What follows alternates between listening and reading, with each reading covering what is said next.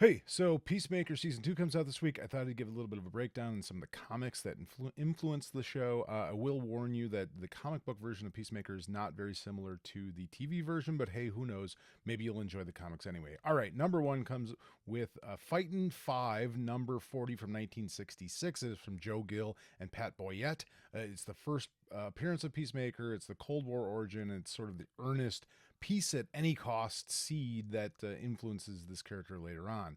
Hard to find, definitely that issue. It's rare and it's out there. You can certainly get a copy of it, but it's a Charlton comic and it's old, and yeah, you might not be able to find it, but you can probably find it in the collected edition, which is called the Complete Fightin' 5.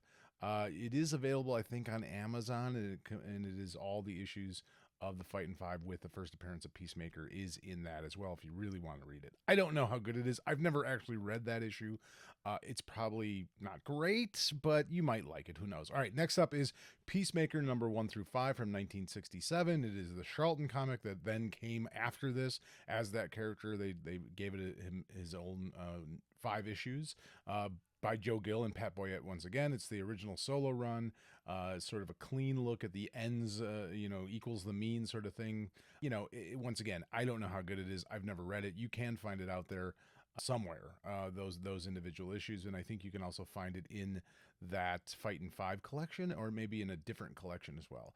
As we get past that, now 1988, we have Peacemaker number 1 through 4 from DC Comics. Now, just so you understand, originally it was a Charlton comic character, and it has now been purchased by DC Comics. That's why Watchmen came about. Originally, Alan Moore was going to write Watchmen using a bunch of Charlton characters, but he ended up just creating new ones because they wouldn't really let him do what he wanted to do with the Charlton characters. So that's what happened in the 1980s. DC owns the Charlton characters, and so they do Peacemaker number 1 through 4. Paul Kupperberg, Todd Smith. It's more of a reframing of this character. It's more psychological.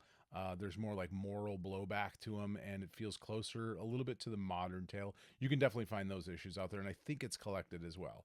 And then after that, you had the Multiversity Pax Americana. It's a one-shot by Grant Morrison and Frank Quitely.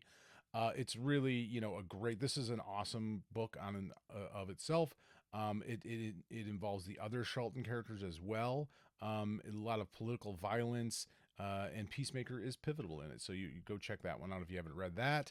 After that, we have 2021 Volume 1 of the Suicide Squad by Robbie Thompson and Eduardo Pensica. Give Peace a Chance. Peacemaker is the field leader. This is probably your best sort of like on-ramp from the show to the comics. It's probably the closest to, but it doesn't have the silliness, the funny, comedy elements necessarily in it. I think there's some comedy in it, but it's not. It's a much more serious comic than the show. And then after that, we have Peacemaker Disturbing the Peace 2022. This is a black label, so sort of DC Comics answer to Vertigo. After they got rid of Vertigo, they now have the black label imprint, if you will, or the variant editions, whatever the hell you want to call them. They're sort of Black Label, if you're not familiar, is essentially just where you can take characters from DC and write like one-shots or alternate stories that aren't canon to the main universe. So this isn't necessarily canon. It is a Garth Ennis and Gary Brown comic. It's ugly, it's funny, it's uncomfortably honest about the motto. It's probably, much closer to the Peacemaker show. It probably influenced James Gunn a bit. I don't know. I don't know for sure, but I would have guessed so. And then last but not least, we have Peacemaker Tries Hard, number 1 through 6. This is also Black Label. It's from Kyle Starks and Steve Pugh.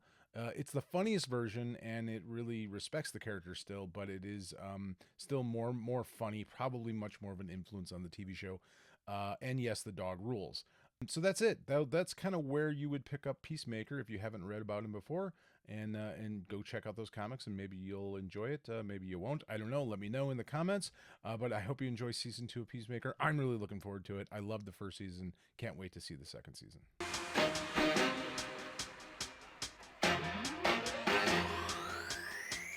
Comics.